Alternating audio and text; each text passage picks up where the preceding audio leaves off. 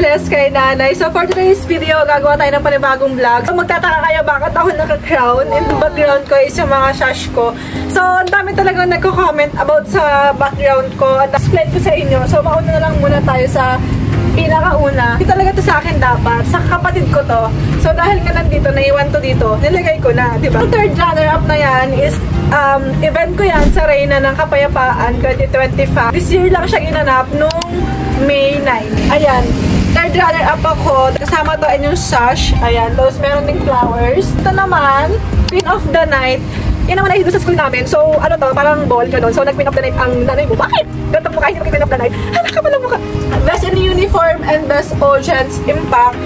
Sa Narciso to, guys. So, nag-muse ako sa team ng Pantay. Pero hindi ko alam, pero parang kay Laktay nata yun. Basta sa Laktay siya ginanap.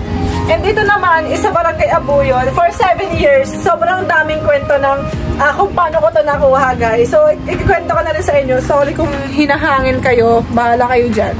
2019, nag-start na ako na mag-muse sa team ng boyfriend ko. For 7 years, ngayon lang 2025 ko siya nakuha.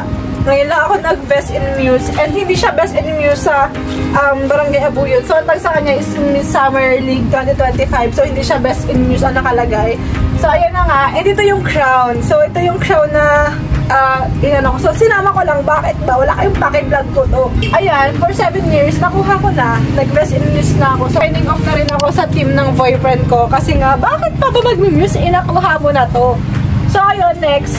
Ito naman si NHS nung sa school din namin. So talagang lagi ako nagpa-pageant. Parang magandang experience to para sa akin kasi nga ang hilig ko talaga or hobby ko talaga is rumampa, ganyan-ganyan, sumayaw, baton, twirling, ganon. So ayun nga, sa school din to. And ito namang second runner-up. Ito, second runner-up sa school yan hanggang dito. And ito, lahat is yan ay sa pageant ng barangay. So, lahat yan, pageant ng barangay. So, dati nga, di ba, hindi pa uso yung mga ganyang aesthetic na sash. So, meron dating, ganito talaga dati yung mga sash. Like, kinukulayan lang ng mga glitters. Tapos, meron lang na parang foam. Ang dinadesign ng mga best in ganyan.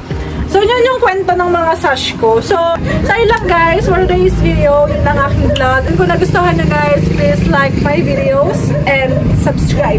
So, dahil na i-upload ko rin to sa aking Red Up. Ayan guys, bye!